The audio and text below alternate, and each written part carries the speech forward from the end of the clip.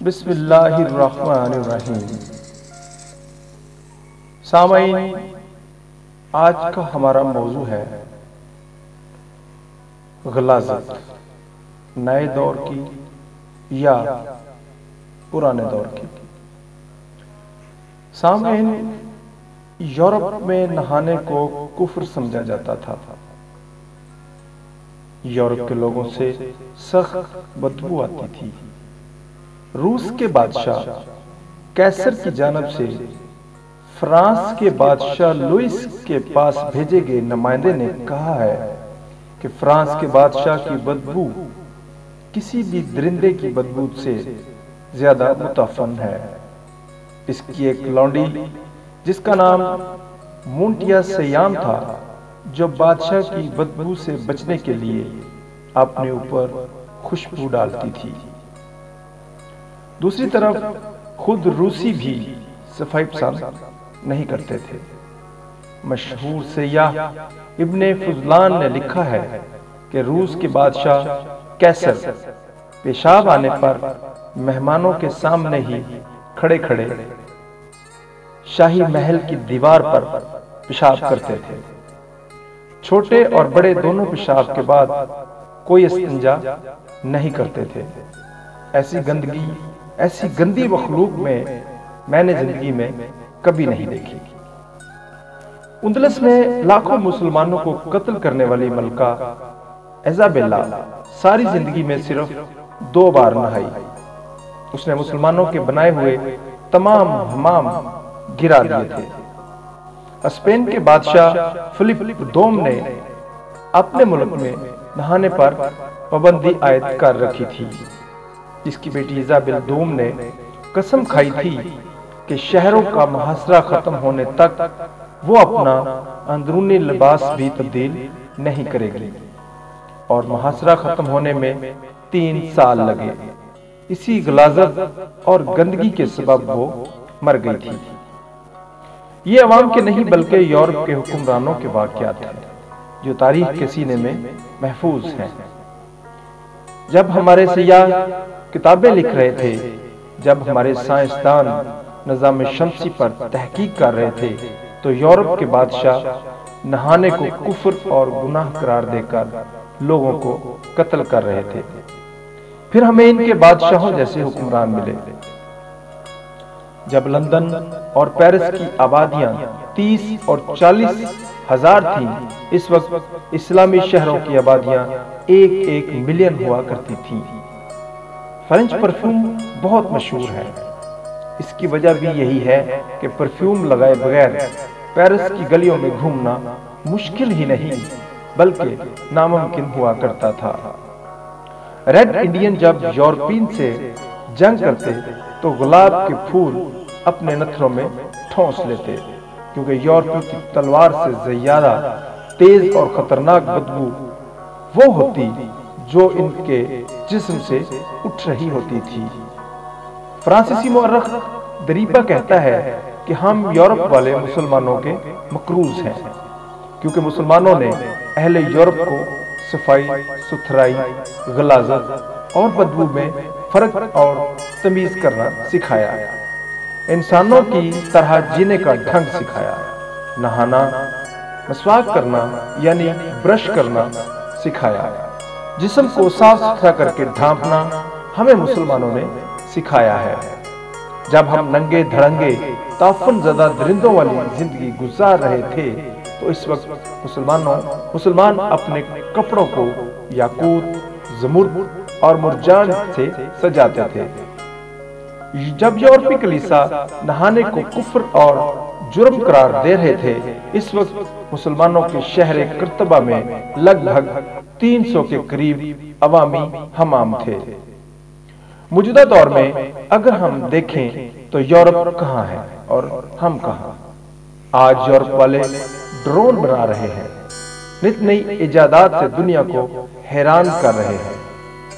وہاں نفیس پہناوے پہننے، بظاہر ہماری پاکیزہ روحیں ایک ایسی غلاظت میں لتھڑی ہوئی ہیں جسے کرپشن اور رشوت خوری کہتے ہیں۔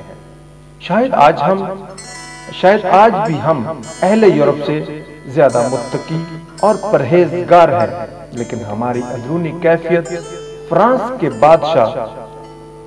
کے اس بادشاہ سے بھی غلیظ ہے جس کی لوڈی اس کی بدبو کی وجہ سے اپنے اوپر خوشبو ڈالتی تھی۔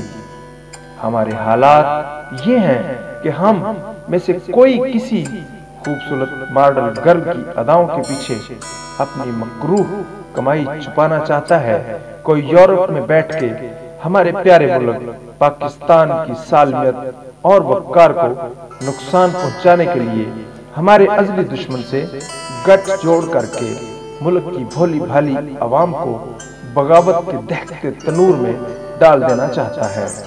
ہمارے حکمرانوں پہ ایسے غلیظ اور باعث شرم الزام لگائے جاتے ہیں کہ انسانیت شرما جائے۔ پانی کے منصوبے میں کرپشن، صحت کے منصوبوں میں کرپشن، جعلی ادویات بنانے کے الزامات، مضر صحت دودھ بنانے کی فیکٹریاں، مذہب کی آڑ میں سیاسی اور ذاتی مفاد کا حصول، سرکاری زمینوں پلاٹس پر قبضے، ملک کا پیسہ چوری کر کے بیرون ملک جائیدادیں بنانے کا انکشاف۔ اگر یہ الزام سچ ہے تو ان کی اس غلیظ سوچ کے سامنے دنیا کی تمام غلاظتیں کوئی معنی نہیں رکھتی۔ اپنی ان غلاظتوں کی وجہ سے دنیا میں ہم اس قدر رسوا ہو چکے ہیں کہ مودی جیسا جاہل اور مکروہ انسان بھی ہمیں حقیر سمجھتا ہے۔ انڈیا کے ٹی وی پروگرام جنتا کی عدالت میں مودی ہمیں سبق سکھانے کی بات کرتا ہے۔ جذبہ خیر سگالی کے تحت کرتارپور راہداری کے کھولنے کے ہمارے مثبت اقدام کو ہندوستانی میڈیا سازش قرار دے رہا ہے، حالانکہ پوری دنیا جانتی ہے کہ انڈیا ایک دہشت گرد، مکار اور احساس کمتری میں مبتلا ملک ہے۔ بابری مسجد کی شہادت کا منفی پروپیگنڈا ہو یا گجرات فسادات کی سازش، ان سب دہشت گرد عزائم کے وقوع پذیر ہونے کے پیچھے اپنا ہندوستانی حکومت اور فوج اپنی فوج کا ہاتھ ہونا مودی تسلیم کرتا ہے۔ اسے کوئی ڈر خوف نہیں ہے، کیونکہ وہ جانتا ہے کہ ہم اس قدر بے حس ہو چکے ہیں کہ بس ہمیں اپنے ذاتی مفادات پیارے ہیں۔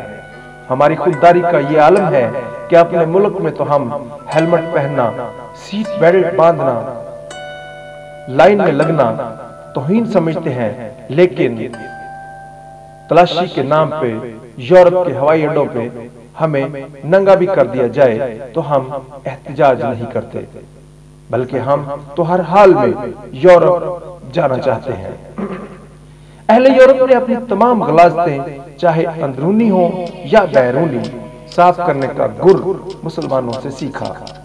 آج بھی یورپ میں اسلامی قوانین لاگو ہیں اور ہم آج بھی یورپ میں اکثر اسلامی قوانین لاگو ہیں، اور ہم نے تو اپنے آقا سرور کائنات صلی اللہ علیہ وآلہ وسلم کی تعلیمات کو مکمل طور پر بھلا دیا ہے۔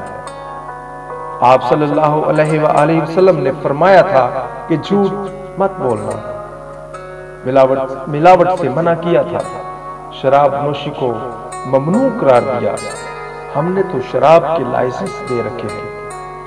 آپ صلی اللہ علیہ وسلم نے فرمایا اپنی عورتوں کو پردے میں رکھو، عورت کو پردے کی پابند رہنے کا حکم دیا، عورت کو صفا مروہ جیسے اعلیٰ مقام میں بھی بھاگنے دوڑنے سے منع کیا، جبکہ ہماری عورتیں کرکٹ کے میدانوں کی زینت بن گئی ہیں۔